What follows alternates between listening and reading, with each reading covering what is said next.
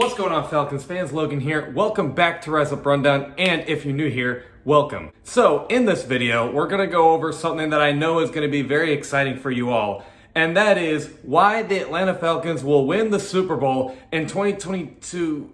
What are you doing? Are you already uninterested? I didn't even explain. Let me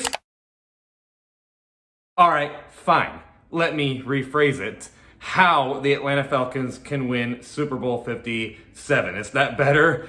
Because we all know that the Falcons probably aren't actually going to win the Super Bowl, but if they actually did, I think these would be the reasons why. And I did make a video like this last year going over why the Falcons could win the Super Bowl in 2021. And if you saw that video, I will kind of warn you that the reasons in this video is kind of the same as last year because we have a bit of a similar story, but it's still a little different.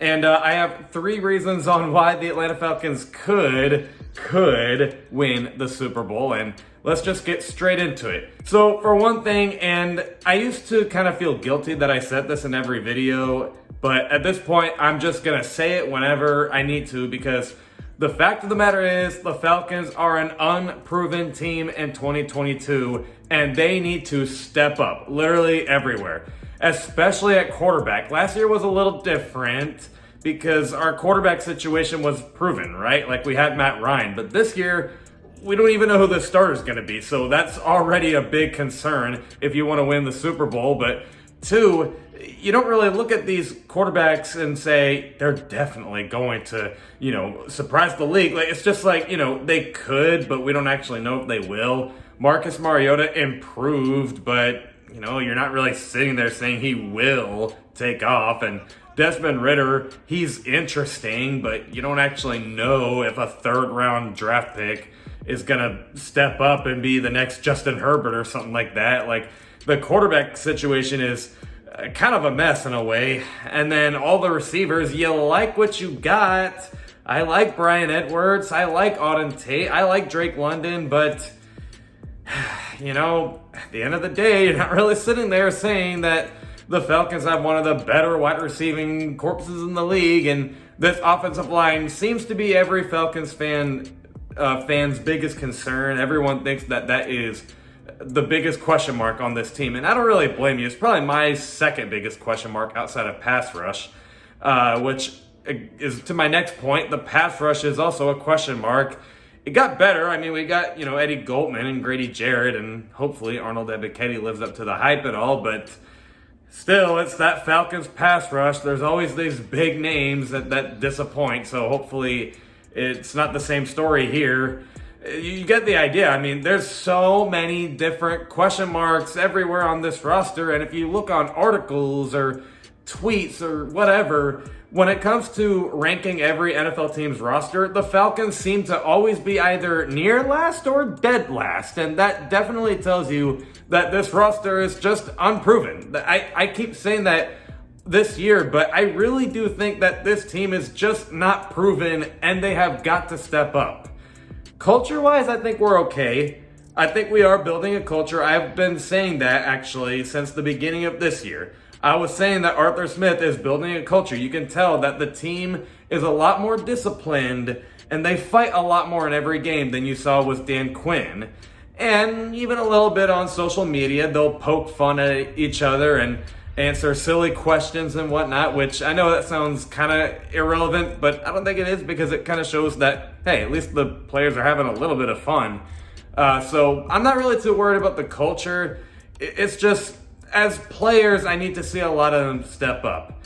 There are some playmakers to work with, like A.J. Terrell, Casey Hayward, Grady Jarrett, Jake Matthews, and Kyle Pitts, Cordero Patterson, and maybe everyone rooting for Calvin Ridley to get unsuspended could work out, and then we have Calvin Ridley to work with, but I don't think that's going to happen, unfortunately, but yet fortunately, so he can learn his lesson. But anyway, there's a lot of players that I just really need to see step up, is all I'm really trying to get at. Now, the second reason is sort of similar to what I said in the first reason, but I think the coaching staff needs to step up as well. Because you like the names that we got. I mean, you got Arthur Smith.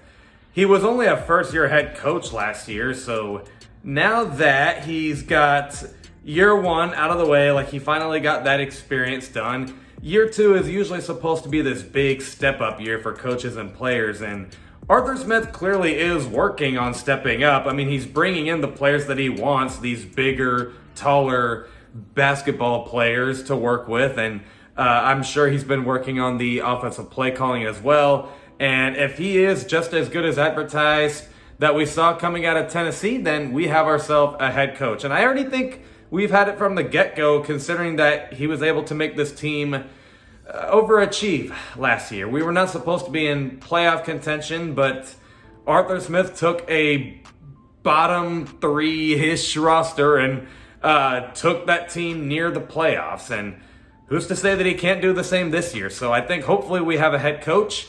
Dave Ragona, offensive coordinator, I don't know what to say. Just if he calls the plays, I hope he's good. And then Dean Pease, he'll go down as one of the best coaches in history. But as of late, he kind of hasn't really been all that good, right? I mean, his defense in 2019, before he retired, it wasn't very good. It was statistically his worst defense he's ever had. He's usually like in the top 8. But that year in 2019, he was in the top 15, which doesn't sound terrible, but for Dean Pease, it kind of is. And last year, I get that he didn't really have like a lot of players to work with, but still, he had to shake off a lot of retirement off his shoulders. So hopefully Dean Pease can still be good old Dean Pease. I mean, we kind of need a good defense ever since 1977. I mean, it's been years. Can we finally get someone? So you like the coaching staff and just, all the names that you have for it. And I think they are going to step up. I believe in the coaching staff a lot more to step up than I do the roster, to be honest with you.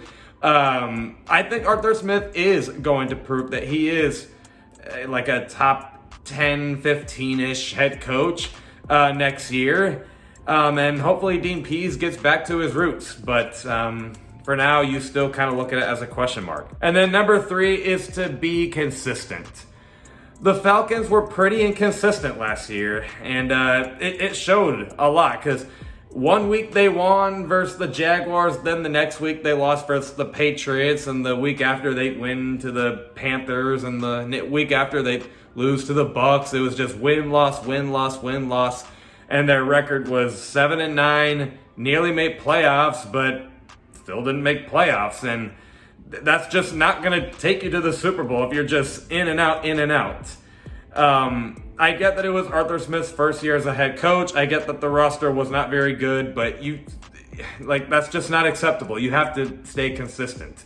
And when I was doing the schedule predictions 2 times, and there's one more coming up in August, it looked like it was about to be a similar situation where it's kind of a win one week, lose the next week. And like I keep saying, I don't think this team is going to get more than 8 wins, honestly. So it unfortunately kind of looks like there's a chance it could be another in and out kind of deal for the Falcons. And if they want to win the Super Bowl, they have to fix that. Do not be in and out. Just win. Literally win as many games as you can, and then that's just what good teams do. They just win, man. So this team is sort of a long shot to win the Super Bowl. And, I'm not expecting them to win it at all, but if they were to win the Super Bowl, I think these would be the 3 reasons why. If the players stepped up, the coaches stepped up, and they were consistent.